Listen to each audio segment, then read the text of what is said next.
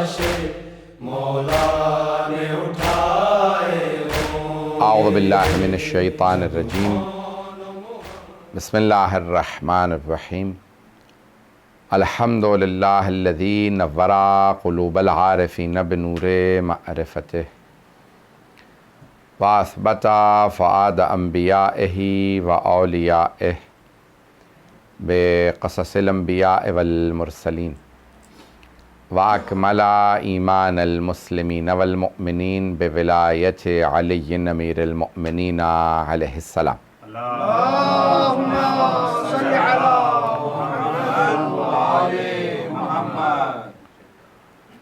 वस्सलातु वस्सलाम व तहिय्यतु वल इकराम अला अफ़ज़लिल मौजूदात अल आब्दिल मुअय्यद वर रसूलिल मुसद्दद अल मुस्तफ़ल अमजद अल महमूदिल अहमद आनी अबुल क़ासिम मुहम्मद।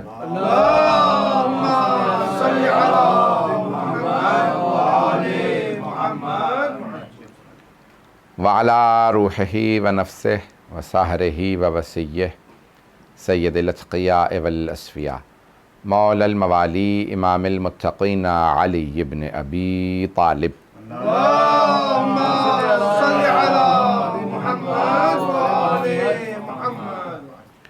व अला औसियाइही ला सिय्यमा बक़िय्यतिल्लाहि फ़िल अर्ज़ीन रूही व अरवाहुल आलमीन लितुराब मक़दमिहिल फ़िदा वल्लअनतु दाइमतु अला अअदाइहिम अजमईन मिनल आन इला क़ियाम यौमिद्दीन। अम्मा बअदु फ़क़द क़ाल अल्लाहुल हकीम फ़ी किताबिहिल करीम बिस्मिल्लाहिर रहमानिर रहीम उदऊनी अस्तजिब लकुम सदक़ल्लाहुल अलीयुल अज़ीम।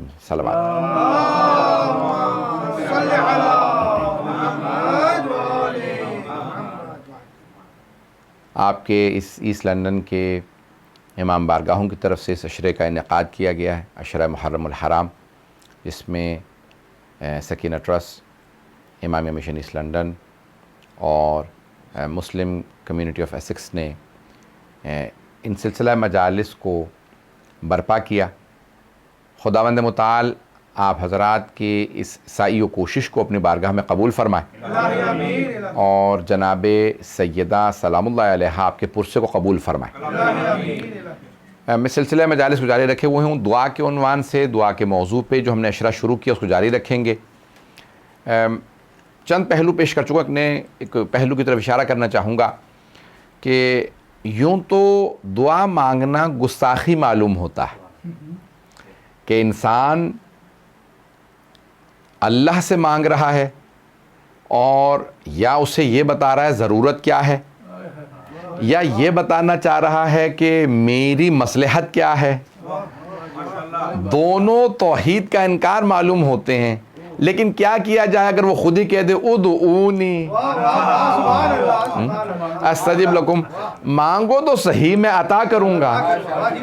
तो जब उसने खुद ही कह दिया मांगो तो अब यहाँ मांगना चाहिए। फ़लसफ़ा दुआ क्या है, क्या हिकमत है कि इंसान क्यों मांगे। अब यहाँ पे अल्लाह कह रहा है मांगो, तो अब ज़्यादातर लोग, दुनियावी जो लोग हैं ज़्यादातर, हत्ता दीनदार लोग भी, बड़े बड़े दीनदार लोग, वो सब मादी चीज़ें ही मांगेंगे।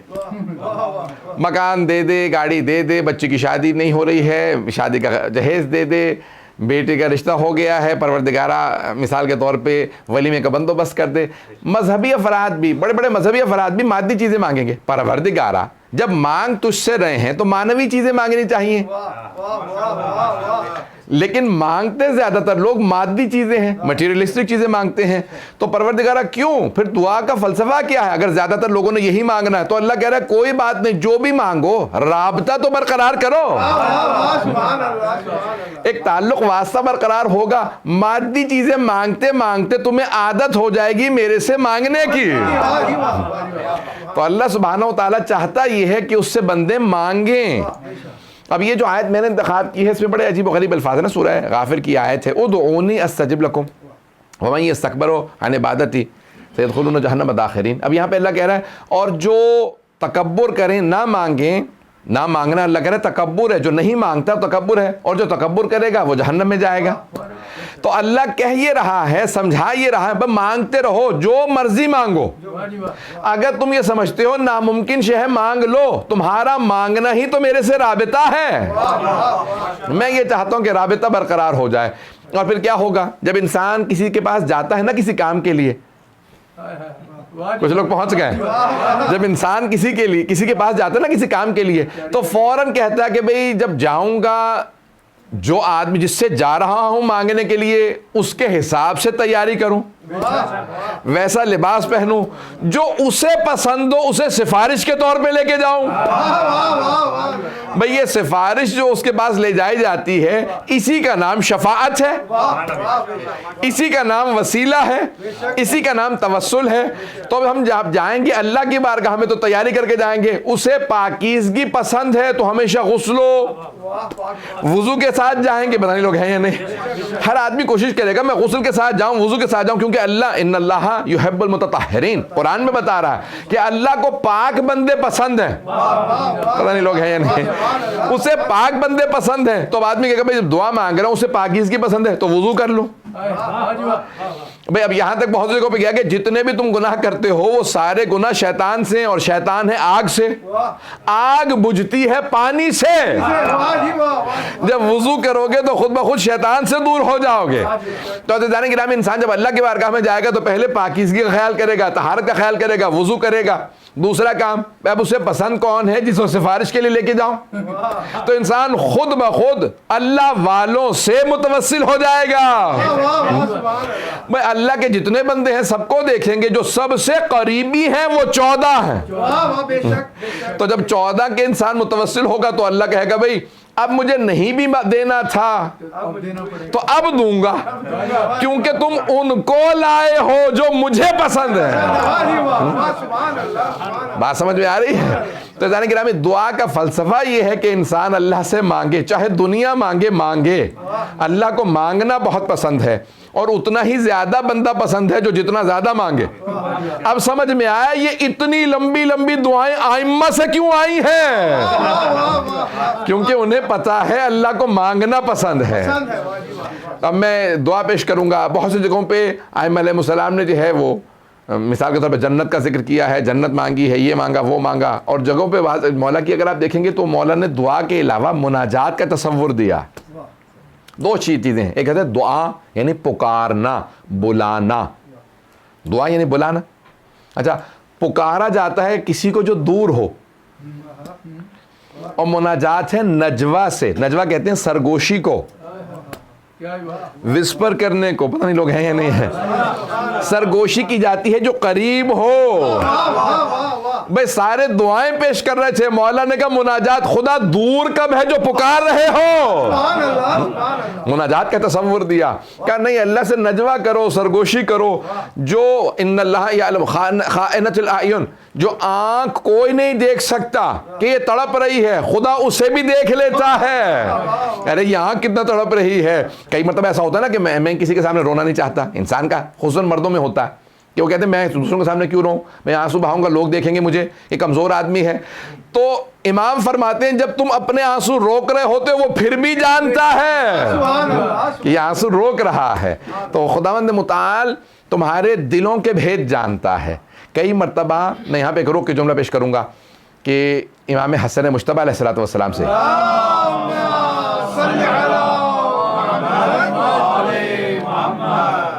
فرماتے ہیں کہ میں اپنی والدہ کی دعا سن رہا تھا, تو میری والدہ پوری رات دعائیں مانگتی رہیں, میں بھی بیٹھ کے اپنی والدہ کی دعا سنتا رہا. بہت کم سن ہے. تو جب صبح ہوئی تو کہا, میں نے اماں سے کہا کہ اماں پوری رات میں نے آپ کی دعائیں سنی, آپ نے سب کے لیے دعا مانگی, پروردگارہ سلمان بیمار ہے صحت دے دے, ابو ذر کے گھر میں فاقہ ہے اسے کھانا دے دے, مقداد کے بچے بیمار تھے پروردگارہ شفا دے دے. اماں آپ نے پوری رات اوروں کے لیے مانگا, نہ میرے لیے کچھ مانگا, نہ میرے بھائی حسین کے لیے, نہ ہمارے بابا کے لیے. کہا بیٹا تم میرے دل میں بستے ہو, جب میں اوروں کے لیے مانگوں تو خدا جانتا ہے میرے دل میں تمہارے لیے کیا ہے. دیکھیں تو بی بی پوری حکمت سمجھا رہی ہیں. وہاں پہ آخر میں بیوی کا جملہ ہے بڑا مشہور و معروف, اور وہ اس کو اپنے پلے سے باندھ لیجیے, بچے کو یاد کرا دیجیے گا. عربی میں کہوں گا 40 حدیثیں یاد کرنے والا روز قیامت فقیہ شمار محشور ہوگا. تو 40 میں سے ایک حدیث یہ بی بی کی یاد کر لیجئے. تو سب کے سب ذہنوں کے اندر رہے. یہ الفاظ میں عربی میں پہلے کہوں گا. الجار ثم الدار. جار کہتے ہیں ہمسائے کو. ثم الدار پھر گھر والے. پتہ نہیں لوگ ہیں یا نہیں. پہلے ہمسایوں کے لیے نیبرز فرسٹ. پتہ نہیں لوگ ہیں یا نہیں. بی بی فرما رہی ہیں پہلے ہمسایوں کے لیے پھر گھر والوں کے لیے. ہوتا کیا ہے ہم جب دعا مانگنے بیٹھتے ہیں کئی لوگ کہتے ہیں دعا قبول کیوں نہیں ہوتی. ہم الٹی ترتیب پہلے اپنے لیے مانگیں پروردگار مجھے گاڑی دے دے, میری بیوی کو صحت دے دے, بچہ امتحان میں پاس ہو جائے, بیٹی کی شادی ہو جائے, پھر بھائی کے لیے مانگا, پھر ان کے بچوں کے لیے مانگا, پھر دور کے لیے, پھر مومنین کے لیے, پھر آخر میں ہمسایوں کے لیے. بی بی فرما رہی ہیں کہ بھئی تم غلط ترتیب سے آ رہے ہو. پتہ نہیں لوگ ہیں یا نہیں. ترتیب غلط ہے. پہلے دوسروں کے لیے مانگ لو, اپنوں کی تو خود بخود سنی جائے گی. تو یہ فلسفہ بی بی سمجھا رہی ہیں. پوری دعا کا جو نظام ہے ہوتا یہ ہے کہ ہم اپنے یہاں سے شروع کرتے ہیں, اپنے سے شروع کریں گے, پھر اپنے اہل و عیال سے. تو عزیزان گرامی نہیں, حکمت یہ ہے کہ دوسروں کے لیے پہلے مانگیں تو خود بخود اپنوں کے لیے دعا قبول ہو جائے گی. تو اب کئی پہلو ہیں دعا کے جو آج میں پیش کرنا چاہ رہا ہوں. انشاءاللہ تعالی ہر روز کچھ نہ کچھ نئے کوشش کر رہا ہوں کہ نکات لے کے آؤں آپ کے لیے. تو عزیزان گرامی اب یہ عجیب و غریب انداز ہے کہ اللہ خود کہہ رہا ہے ادعونی, دعا مانگو, مجھ سے مانگو تو صحیح, مجھے عطا کرنے کا ڈھب بھی آتا ہے, انداز بھی آتا ہے, وہ بے نیاز ہے. بھائی دیکھیے مثال کے طور پہ ایک تھوڑی سی بات پیش کروں آپ کو, میں اگر سمجھا پاؤں کہ ایک شے میں اپنے پاس سے کسی کو دے دوں, مثال کے طور پہ اپنی انگوٹھی اتار کے دے دوں. اب میرے پاس مثال کے طور پہ 5 انگوٹھیاں ہیں تو ایک کم ہو جائے گی, ایسا ہے یا نہیں؟ اپنی انگوٹھی ایک میں کسی کو دے دوں تو میری ایک انگوٹھی کم ہو جائے گی. انسان کسی بھی دنیا میں بہت سے لوگ پہنچ گئے, بہت سے دنیاوی لوگوں کے پاس کہیں چلے جائیے, کسی آپ نے کچھ مانگ لیا تو اس کے دولت میں سے اتنی شے کم ہو گئی. لیکن ہم سب اللہ کے بندے ہیں, اس کی ملکیت ہیں. وہ اپنے خزانے میں سے کسی کو کچھ دے بھی دے تو اس کے خزانے میں کمی نہیں آتی. پتہ نہیں بات پہنچی ہے نہیں پہنچی. امام معصوم علیہ السلام کا فرمان ہے پروردگارا تو دے بھی دے گا تو تیرے خزانے میں کون سی کمی آ جائے گی, تیرا تو خزانہ ویسا ہی رہے گا. پتہ نہیں لوگ پہنچے یا نہیں پہنچے. نہیں, امام معصوم علیہ السلام ہی سمجھا سکتے ہیں. تو ہمارے ہاں دعاؤں کے مختلف مجموعے ہیں. میں نے کل یہ پرسوں میں کسی ایک مجلس میں پیش کیا تھا کہ اس میں بتا رہا تھا کتاب جو ہماری دعاؤں کے مجموعے ہیں کہ ہمارے جو مختلف علماء نے جو دعائیں جمع کی ہیں. تو ایک شیخ بہائی کی کتاب کا میں نے ذکر کیا تھا کہ ان کی ہے مفتاح الفلاح. فلاح کہتے ہیں کامیابی کو اور مفتاح کہتے ہیں چابی کو. کہہ لیجئے کہ کامیابی کی کنجیاں, دا کیز ٹو سکسیس. شیخ عباسی قمی کی جو کتاب ہے کہ مفاتیح الجنان یعنی جنتوں کی چابیاں. پتہ نہیں لوگ ہیں یا نہیں.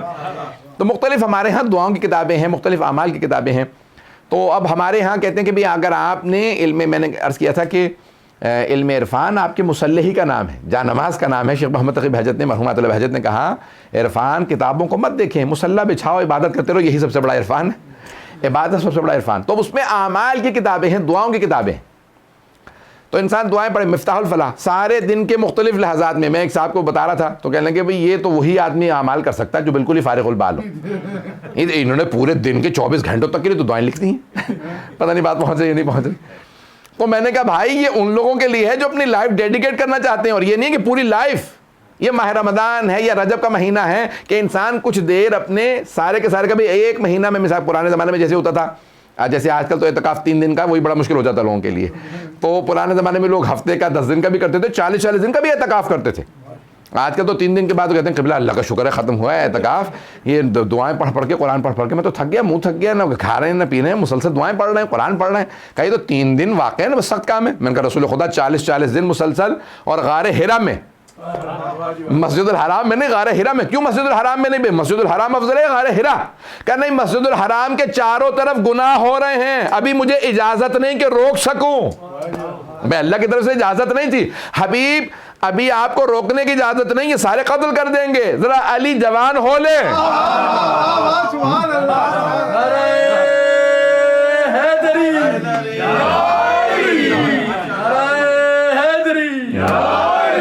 اور فرما رہے جانے کی نام کہ میرا علی جوان ہو لے, تو اور کتنے جوان ہونے کے لیے؟ 18-20 سال کے نہیں، 9-10 برس کے ہو جائیں علی اکیلے سب کے لیے کافی ہیں۔ 10 برس کے جناب امیر پیغمبر اور جناب امیر میں 30 برس کا فاصلہ ہے۔ 40 برس کے سن میں پیغمبر نے اعلان رسالت کیا، جناب امیر ہر جگہ ساتھ پتہ نہیں لوگ ہیں یا نہیں، ہر جگہ ساتھ، اور یہاں تک ملتا ہے کہ نہیں میں اکیلا جاؤں گا، یا جب غار حرا میں تھے 2 جملے پیش کر دوں، اس کے بعد یہ 2 جملے ہیں کیونکہ اب آپ لوگوں نے ماحول بنایا تو آگے بڑھوں گا۔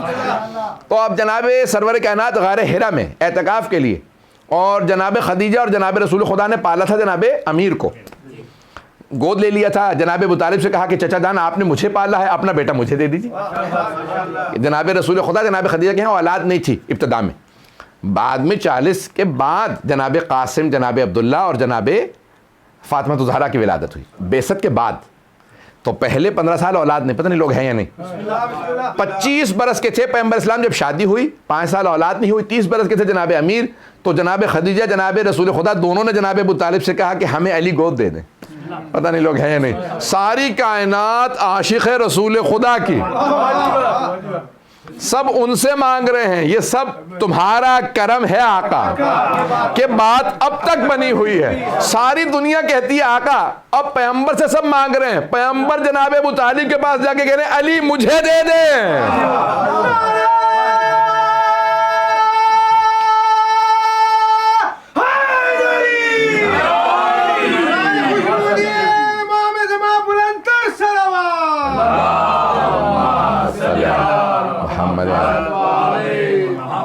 توجہ ہے نا جانے کی رام۔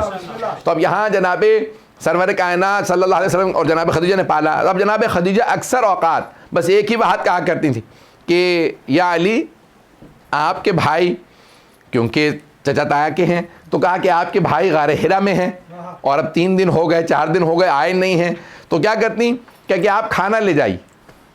تو کم سن جناب امیر وہاں پورے غار حرا میں پہاڑ پہ چڑھ کے جاتے جناب رسالت میں آپ کو کھانا پہنچانے۔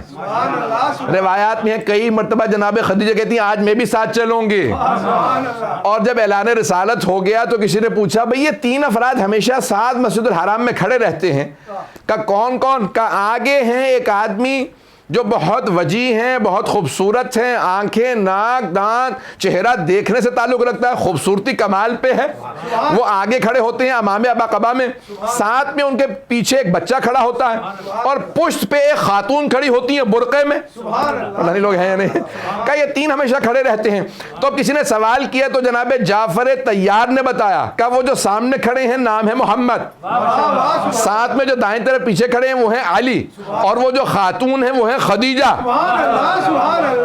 تو اب یہ نقشہ کھینچا کہ بھئی ہمیشہ نماز میں ساتھ ہر جگہ پہ، تو جناب خدیجہ جناب امیر آتے غار حرا میں، تو پیغمبر وہاں اعتکاف کیوں کر رہے ہیں؟ کہ کیونکہ مسجد الحرام کے چاروں طرف گناہ ہو رہے ہیں، میرا جی بھر جاتا ہے، میں گناہ نہیں دیکھ پاتا۔ بھئی اگر پیغمبر برداشت نہیں کر پا رہے، مکے میں گناہ ہو رہے ہیں، پیغمبر برداشت نہیں کر پا رہے، کہہ رہے ہیں مجھے اعتکاف پہ جانا ہے، جب انہیں اعتکاف پہ جانے کی ضرورت ہے جو پاک و پاکیزہ ہیں، عصمت کبریٰ پہ ہیں، تو ہم اس ماحول میں رہیں آلودہ کے نہیں ہوں گے؟ اس لیے ہمیں کبھی کربلا جانے کی ضرورت ہے۔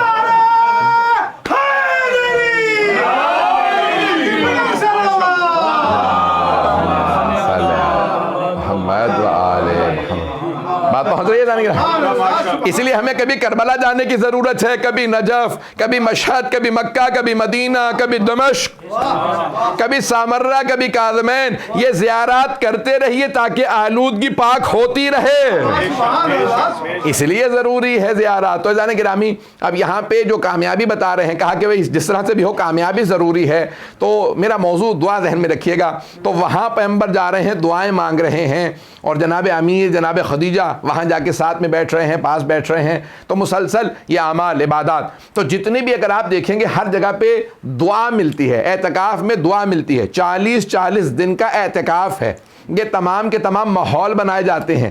یہ اشارہ ہے کہ جب انسان کو واقعاً اپنی دعا قبول کروانی ہو اور دعا قبول نہ ہو رہی ہو، تو کئی مرتبہ 40 دن تک اپنے آپ کو آلودگی سے پاک رکھو، دعا قبول ہو جائے گی۔ تو بہت سی دعاؤں کے لیے انسان کو اعمال کرنے پڑتے ہیں۔ اب 2 یا 3 اعمال جلیلی میں پیش کر دوں کہ جو 40 دن کیجئے دعا ضرور قبول ہوگی۔ علماء نے بتائے ہیں چند نسخے، کبھی دعا اگر قبول نہ ہو رہی ہو، آقا بہت اہم دعا ہے قبول نہیں ہو رہی، تو کیا کیا جائے؟ کہا چلہ، آپ کہتے ہیں نا چلہ، کبھی آپ نے سوچا چلہ کیا لفظ ہے؟ یہ چلہ فارسی سے آیا۔ چہل فارسی میں کہتے ہیں 40 کو چہل، چہل کہتے ہیں چہلم، وہیں سے چہلم بھی آیا۔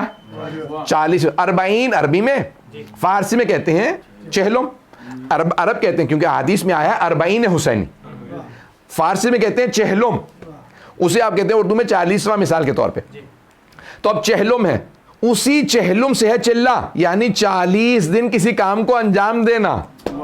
تو ہمارے علماء کہتے ہیں کیونکہ رسول خدا کی حدیث سے پیش کر دوں، اور یہ مرحوم بہت بڑے ہمارے عارف گزرے ہیں سید مہدی بحر العلوم، ان کا رسالہ منسوب آغا بحر العلوم، رسالہ عرفان ان کا ہے، اس میں انہوں نے اس حدیث کو لکھا رسول خدا کی کہ من اصبح للہ 40 صباحا یفتح اللہ ابواب الحکمت من قلبہ الی لسانہ، جو 40 دن مسلسل ہر کام خلوص سے انجام دے، سنسیئرلی انجام دے، اخلاص کے ساتھ انجام دے، تو اللہ حکمت اور دانائی کے وزڈم کے دروازے اس کے دل سے زبان پہ کھول دیتا۔ 40 دن شرط ہے، پتہ نہیں لوگ ہیں یا نہیں۔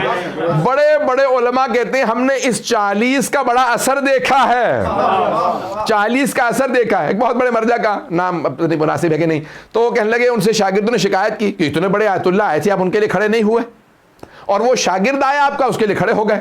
کہ کئی مرتبہ وہ جو بزرگ آیت اللہ آ رہے تھے نا، تو میں دیکھ رہا تھا میں ان کے لیے اس لیے کھڑا ہونا چاہ رہا ہوں کہ انہیں خوش کر دوں، اللہ کو نہیں۔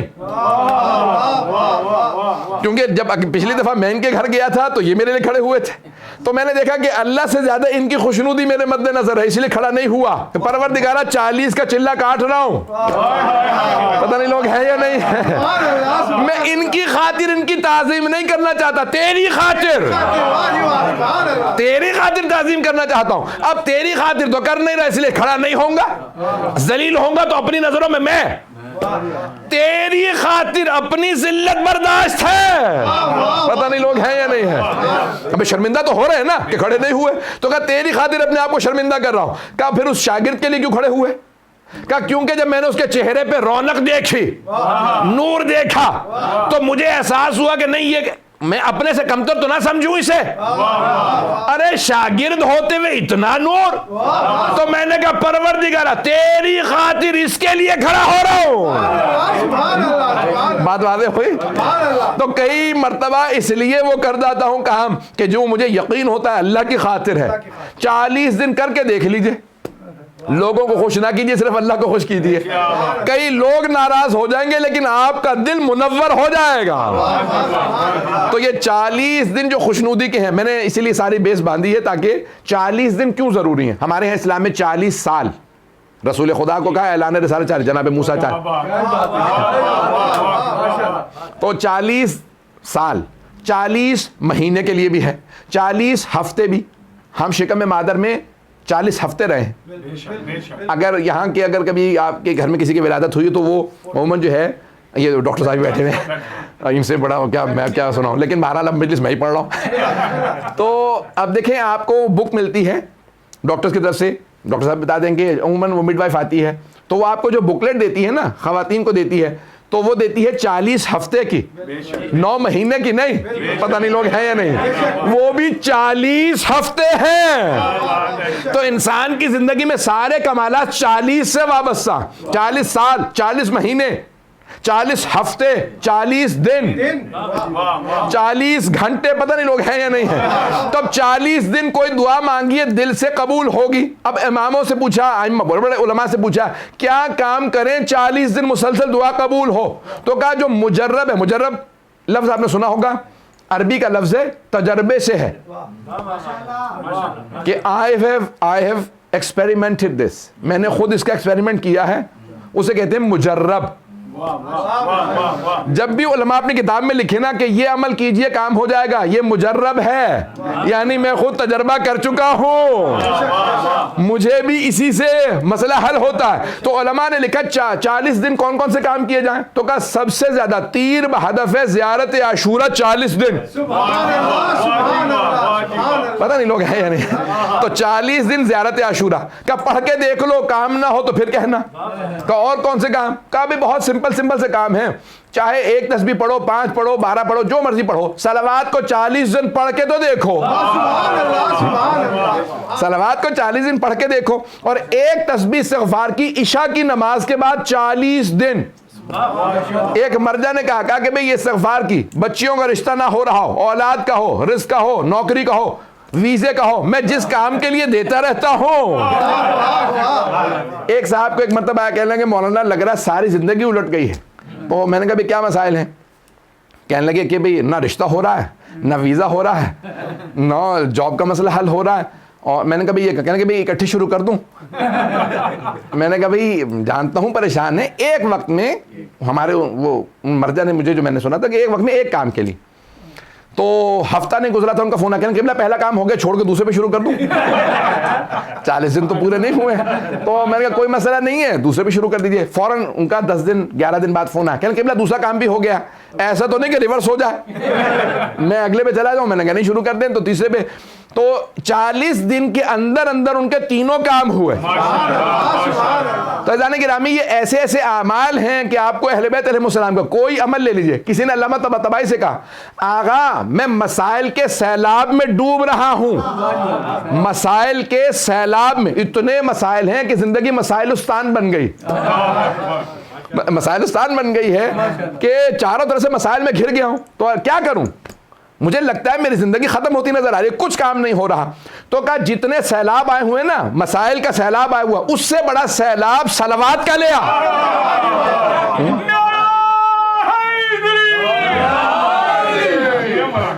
اس سے بلند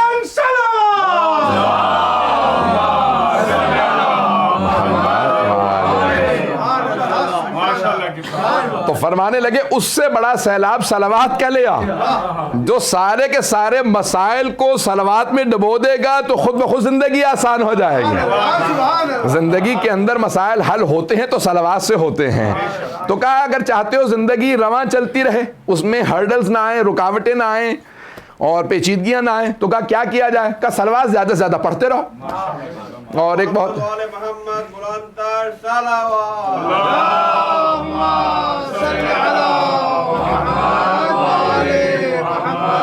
عجل فرجا. توجہ ہے نا جانے کی رہا. تو اب یہ زندگی کے اندر صلوات کا عجیب و غریب. بہت بڑے عالم تھے، تو وہ کہیں پارا چنار چلے گئے، وہاں کے نہیں تھے، وہاں تبلیغ کے لیے چلے گئے. تو پارا چنار کے مومنین نے مجھ سے نقل کیا، کہنے لگے ہم نے ان سے پوچھا کہ بھئی آپ یہاں تبلیغ کے لیے آئے ہیں، تو ذہن میں کیا ہے آپ کے؟ پشتو بھی نہیں آتی، آپ مقامی عالم بھی نہیں ہیں، ہمارے ہاں قبائلی نظام ہے، سب شیعہ ہیں لیکن آپس میں سب میں لڑائیاں ہیں. کہنے لگے میں سب حل کر لوں گا. کہنے لگے کیسے؟ کہنے لگے صلوات سے. پتہ نہیں لوگ ہیں یا نہیں. تو کہنے لگے کہ لوگ مذاق اڑاتے ہوئے باہر آ گئے، کہنے لگے یہ بیچارہ بالکل ہی پیدل ہے، یہ صلوات سے ہر چیز حل کر لے گا. تو کہنے لگے کہ دیکھا کہ 1-2 سال کے اندر سارے قبیلوں پہ انہی کا نفوذ. بوڑھا آدمی نہ لڑ سکتے ہیں نہ بندوق چلا سکتے ہیں، کیونکہ ہمارے قبائلی ہر قبیلے کے پاس بندوقوں کی پوری لسٹ ہے کہ بھئی کس کے پاس کتنی بندوقیں. کہنے لگے ہمارا علاقہ قبائلی علاقہ لڑا کے لوگ. کہنے لگے کہ ہم لوگ، کہنے مولانا نڈر شجاعت دلیر، آپ کو پتا پٹھانوں کی شجاعت مشہور ہے. تو کہنے لگے کہ وہ سارے کے سارے نڈر لوگ. کہنے لگے دیکھا یہ ایک بوڑھا آدمی واقعاً سب پہ روب ہے، کسی قبیلے کا سردار ہو اس کے روب میں ہے. تو ان سے کسی نے پوچھا بھئی آپ کے پاس کیا ہے؟ کہا صلوات ہے. تو کہنے لگے اب اگلا منصوبہ کیا ہے؟ کہا یہاں پہ مسجد بناؤں گا بہت بڑی. کہنے لگے کیسے؟ کہنے لگے صلوات سے. پتہ نہیں لوگ ہیں یا نہیں. وہ مسجد میں بن گئے. کہنے لگے آقا اب کیا کیجئے گا؟ کہنے لگے یہاں امام بارگاہ بناؤں گا. کہنے لگے کیسے؟ کہنے لگے صلوات سے. کہنے لگے آخر میں یہ عالم ہو گیا تھا، ہر آدمی کہنے لگا تھا کہاں جا رہے ہو؟ کہا صلوات کے پاس جا رہا ہوں. کہ مولانا کا نام، یعنی اس حد تک انہیں صلوات پہ یقین تھا. اور کہنے لگے کبھی بھی کوئی آدمی کسی بھی لحظے میں ان کے پاس چلا جاتا تو ایک ہی کام میں نظر آتے تھے، اگر نماز نہیں پڑھوا رہے تو صلوات پڑھ رہے ہیں. کہ ہمیشہ ان کی زبان سے ہر آدمی سنتا تھا صلوات پڑھ رہے ہیں. عزیزان گرامی بہت سے لوگ کہتے ہیں پیروں کے پاس چلے جاؤ, فقیروں کے پاس چلے جاؤ, نجومیوں کے پاس چلے جاؤ, پتہ نہیں لوگ ہے یا نہیں ہے, جادوگروں کے پاس چلے جاؤ. ارے سب سے بڑا معجزہ گھر گھر میں موجود ہے اور آسان ہے. صلوات پڑھ کے تو دیکھے, کام نہ ہو تو پوچھو. بھئی اس سے بڑی کوئی شے ہی نہیں ہے. تو جانے گرامی دعاؤں کی استجابت کے لیے صلوات ہے, کاموں کے حل کے لیے صلوات ہے, ہر پریشانی کی دوری کے لیے صلوات ہے. اس کے اندر بے انتہا اثرات ہیں. پڑھ کے دیکھیں پھر انسان دیکھے گا. محمد بلندر صلوات.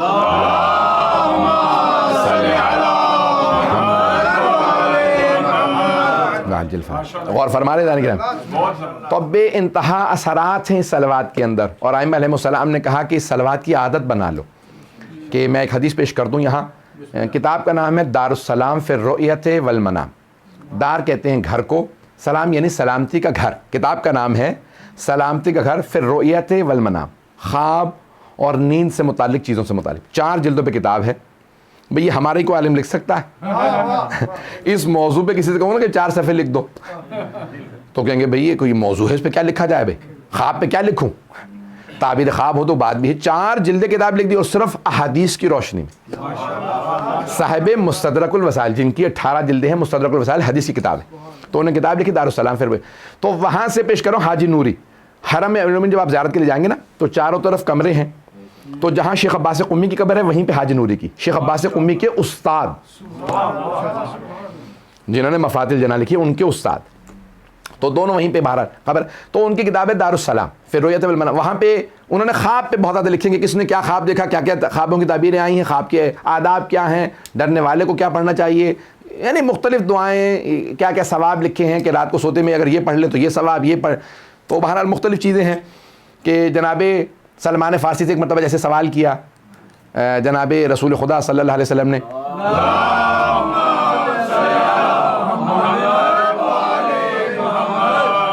مفہوم روایت سے پیش کر رہا ہوں کیونکہ موضوع سے متعلق تھا, بس پیش کر رہا ہوں, مجھے وہ روایت بھول نہ جائے تاکہ میں وہ پیش کرنا چاہ رہا ہوں. کہا بھئی صحابہ سے, پیغمبر اسلام نے جناب سلمان سے نہیں صحابہ سب سے سوال کیا, تو جناب سلمان بھی بیٹھے تھے.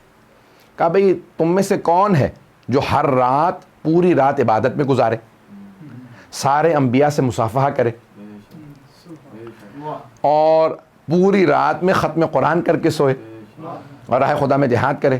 سارے خاموش, کہا سارے انبیاء کی طرف ہیں نہیں, پوری رات قرآن کون پڑھے. اب جان سکتے ہیں آپ کیسے کیسے لوگ وہاں پہ تھے. تو جناب سلمان نے کہا میں,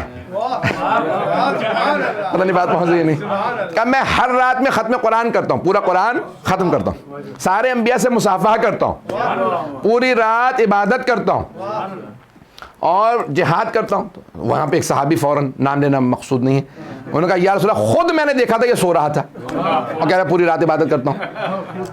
پیغمبر مسکرانے لگے, کہا سلمان سمجھائیے ذرا اسے کہ کیسے آپ پوری رات عبادت کرتے ہیں. کہا یا رسول اللہ آپ ہی نے تو فرمایا تھا جو 3 اخلاص پڑھے وہ ختم قرآن کرتا ہے, تو میں ایک رات میں 3 اخلاص پڑھ کے سوتا ہوں, ختم قرآن ہو گیا.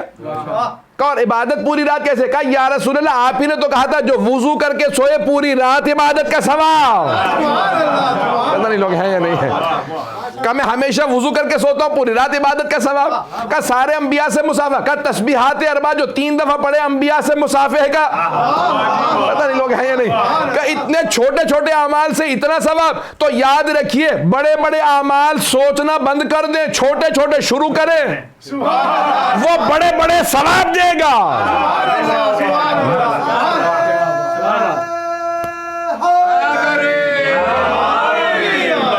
توجہ ہے جانے گرامی.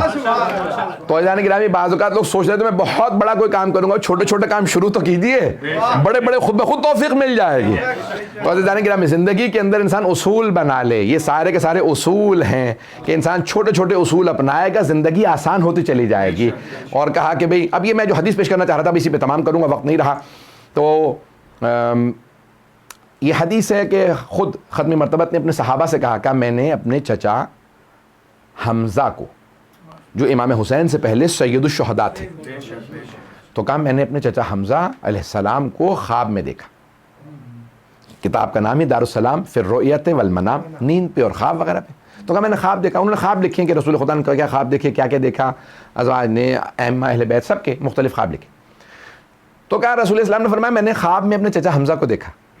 تو میں نے فوراً سوال کیا چچا مرنے کے بعد سب سے زیادہ کیا چیز کام آئی؟ کیا ایسا کام زندگی میں انسان ہم لوگ کریں, میں پیغمبر اور ائمہ کو تو کوئی ضرورت نہیں ہے, ضرورت مند تو ہم ہیں. تو کبھی چچا مرنے کے بعد سب سے زیادہ کیا کام آیا؟ تو صحابہ نے کہا یا رسول اللہ آپ کے چچا نے کیا فرمایا کہ ان کا مقام بہت عظمت, حضرت حمزہ بہت باکردار, شجاع, سخی, بہت کمالات کے مالک تھے, اسی لیے تو سید الشہداء بنے تھے, عام تو آدمی تھے نہیں. کہا آپ کے چچا نے کیا فرمایا؟ تو رسول اسلام نے کہا, میرے چچا نے کہا یا رسول اللہ مرنے کے بعد 3 چیزیں بہت کام آئیں. مرنے کے بعد 3 چیزیں بہت کام آئیں. کہا کون سی چیزیں؟ کہا پہلے یا رسول اللہ مجھے تو علی سے ویسے ہی بڑی محبت تھی, مجھے تو علی میرے بھتیجے بھائی کا بیٹا تھا, تو مجھے علی چھوٹے سے تب سے علی سے بہت محبت تھی, بہت محبت تھی. یا رسول اللہ مرنے کے بعد علی کی محبت بہت کام آئی.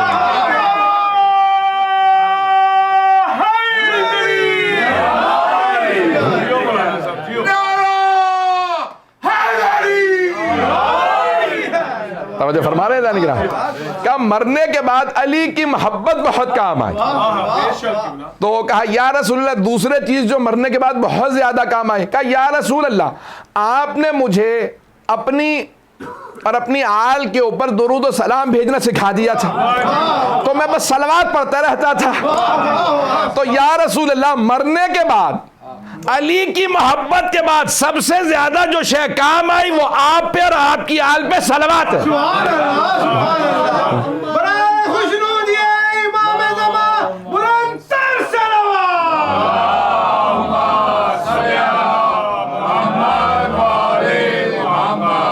توجہ ہے جانے گرا, کام مرنے کے بعد علی کی محبت, دوسرے صلوات بہت زیادہ کم ہے.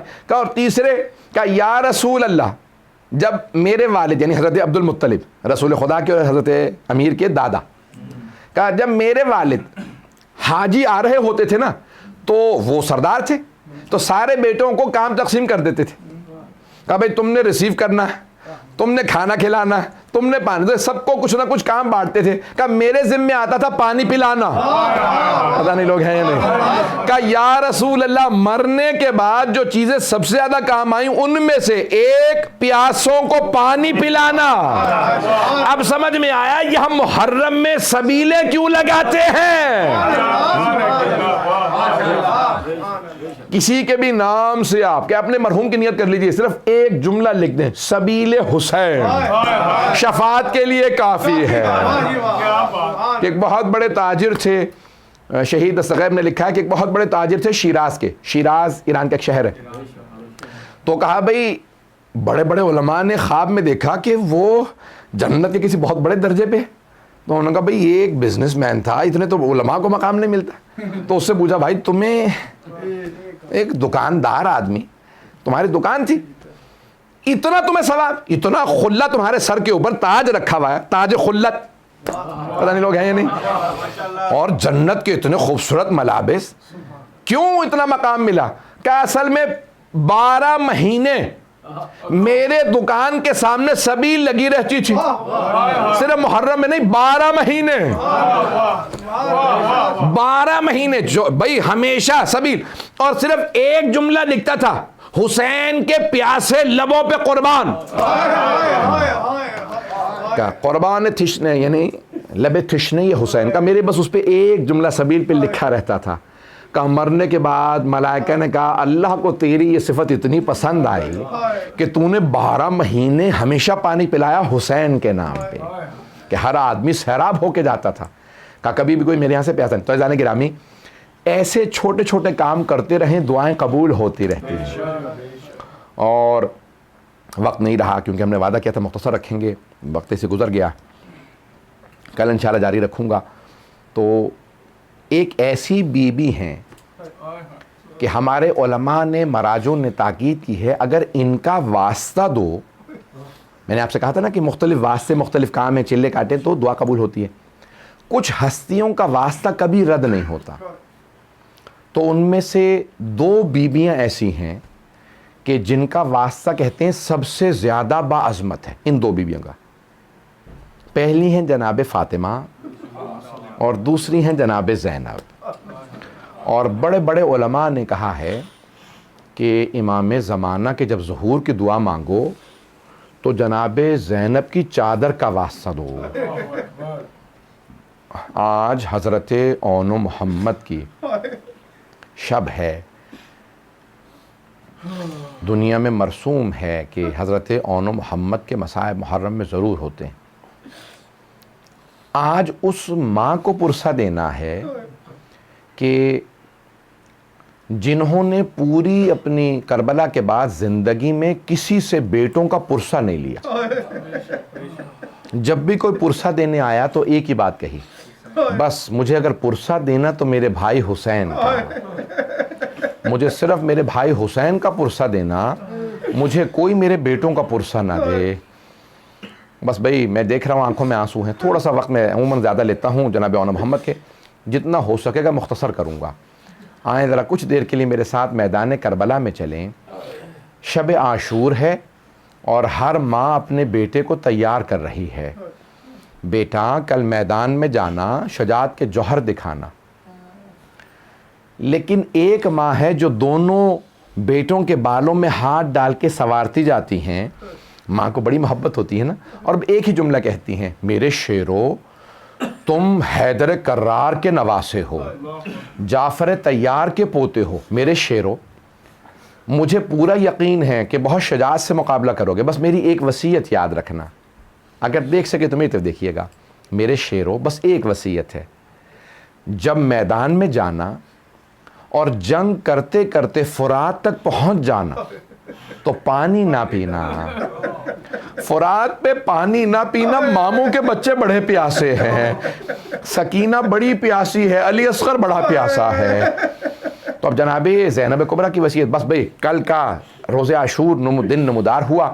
جناب زینب کبریٰ نے آواز دی، عباس میرے بیٹوں کو ابھی تک میرے بھائی حسین نے اجازت نہیں دی. کہا کہ بی بی میں بھی بلاتا ہوں. کہا کہ مولا جناب زینب بار بار بی بی کہہ رہی ہیں کہ میرے بیٹوں کو اجازت کیوں نہیں دے رہے. کہا میں خود بات کرتا ہوں. کہا زینب ایسا نہ ہو کہیں عبداللہ راضی نہ ہوں کہ آپ کے دونوں بیٹے میدان میں جائیں. کر نہیں، عبداللہ نے خود مجھ سے کہا تھا زینب اگر جنگ کی نوبت آئی نا تو علی اکبر سے پہلے اون محمد کو بھیج دینا. کہا کہ نہیں حسین عبداللہ راضی ہیں، میرے بیٹوں کو اجازت دے دیجئے. تو ایک بیٹے کو جناب اون کو جناب سید الشہداء نے سوار کرایا اور دوسرے کو جناب عباس نے. دونوں نے حملہ کیا، ایک نے میمنے سے دوسرے نے میسرے سے، پھر قلب لشکر پہ آ ملے. عمر سعد نے کہا کہ بھئی یہ دونوں جوان بہت شجاع ہیں، پورے لشکر سے کہو حملہ کریں. جیسے ہی ساری فوج نے حملہ کیا نا تو اب دونوں شہزادے پیاسے تھے. قریب سے جب وار ہونے لگے، ایک کے سر میں گرز لگا، دوسرے کے سر میں ضربت لگی. ایک کی اسی وقت روح پرواز کر گئی، دوسرے میں رمق باقی تھی. انہوں نے آواز دے کے کہا مامو جان ہماری مدد کے لیے آئی ہے. جناب سید الشہداء بہت تیزی سے آگے بڑھے. جیسے ہی مولا پہنچے تو دونوں کے لاشیں اٹھا رہے ہیں تو ایک مرتبہ بس ایک بیٹے نے کہا مامو جان ہماری ماں سے کہیے گا ہم فرات تک گئے تھے لیکن اماں ہمیں آپ کی وصیت یاد تھی، ہم نے پانی نہیں پیا تھا. اجرکم اللہ. بس ایک مرتبہ مولا نے لاشیں اٹھائے، خیمہ میں واپس لے آئے. میں تمام کر دیتا لیکن یہاں حضرت اون محمد کے مصائب تمام نہیں ہوتے. تھوڑی سی دیر کے لیے میرے ساتھ چلیے گا. تو اب یہاں پہ بعض علماء کہتے ہیں کہ جیسے ہی مولا حسین لائے نا لاشیں تو جناب زینب ہر لاشے پہ سب سے پہلے آتی تھیں، لیکن یہاں سب بیویاں آ گئیں، جناب زینب کبریٰ نہیں آئیں. تو جناب سید الشہداء نے فوراً سوال کیا، کہا کہ فضا کیا بات ہے میری بہن نہیں آئی ہیں. کہا کہ بی بی آپ کو آپ کے بھائی بلا رہے ہیں، بیٹوں سے وداع کر لیں. تو ایک مرتبہ جناب زینب آئیں، آ کے دونوں لاشوں کے درمیان میں بیٹھی، دونوں کے سینوں پہ ہاتھ رکھے اور ایک جملہ رو کے کہا اون محمد مجھے بتاؤ میں کسے حسین پہ قربان کروں، میرا بھائی تنہا رہ گیا ہے. بس بھائی آخری جملے سن لیجئے، 2 سے 4 منٹ کی زحمت. میں نے سارے مصائب چھوڑ دیے جو مصائب پڑھنا چاہ رہا ہوں. 11 محرم کا دن نکلا, ہر بی بی اپنے اپنے شہید کے لاشے پہ گئیں, لیکن جناب زینب صرف مولا حسین کے لاشے پہ آئیں. آپ جانتے ہیں نا اونٹنی کی پشت بلند ہوتی ہے, جب ناقہ پہ سوار تھی نا جناب زینب تو بی بی کی مقتل میں نظر پڑی, دیکھا 2 لاشیں پڑے ہیں, ماں تھی آخر. ایک مرتبہ تڑپ کے کہا اونو محمد خدا حافظ.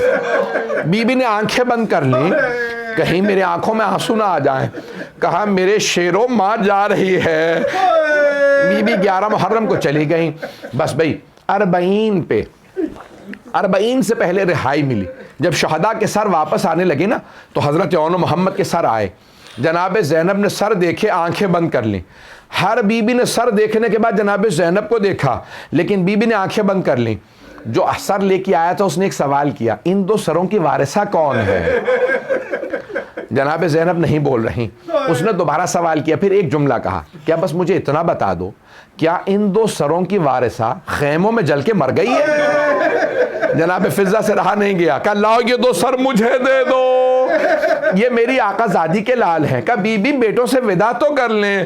جناب زینب نے کہا میں علی کی بیٹی ہوں, صدقہ دے کے واپس نہیں لیتی. اجرکم اللہ. بس بھئی آخری جملے. رہائی مل گئی.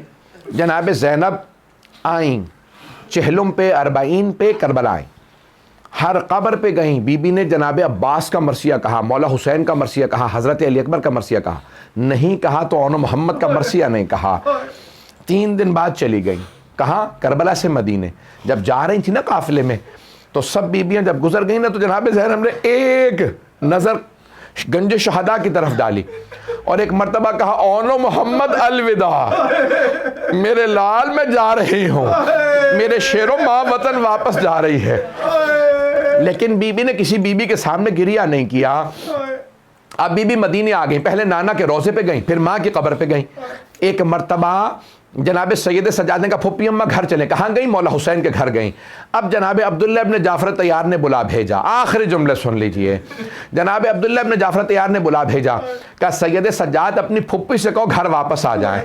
جیسے ہی جناب زینب نے برقع سر پہ رکھا, بی بی کا کلیجہ پھٹنے لگا, دل منہ کو آنے لگا, بی بی کے پاؤں لرزنے لگے. کیوں گھر جا رہی ہیں؟ اب کیسے بتاؤں گی بیٹے مارے گئے. بی بی نے جیسے ہی برقع سر پہ رکھا گھر چلی. جیسے ہی اپنے گھر آئے, اگر دیکھ سکے تو دیکھیے گا, نہیں تو آنکھیں بند کر کے کچھ دیر مدینے چلیے گا. بی بی جیسے ہی مدینے اپنے گھر پہنچی, صحن میں 2 جانمازیں بچھی تھی.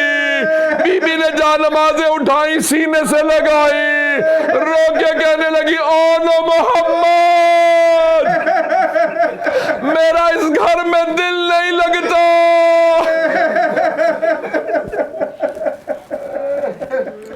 الا لعنت اللہ علی القوم الظالمین وسیعلم الذین ظلموا ای منقلب ینقلبون. پروردگارا جناب زینب کی عظمتوں کا واسطہ صاحب الزمان کے ظہور میں تعجیل فرما, دشمنان اہل بیت کو نیست و نابود فرما, داعش و طالبان کو غارت فرما, مؤمنین کی حفاظت فرما. ربنا تقبل منا انك انت السميع العليم بحق محمد وآلہ الطیبین الطاہرین المعصومین. ماتم حسین یا حسین یا حسین.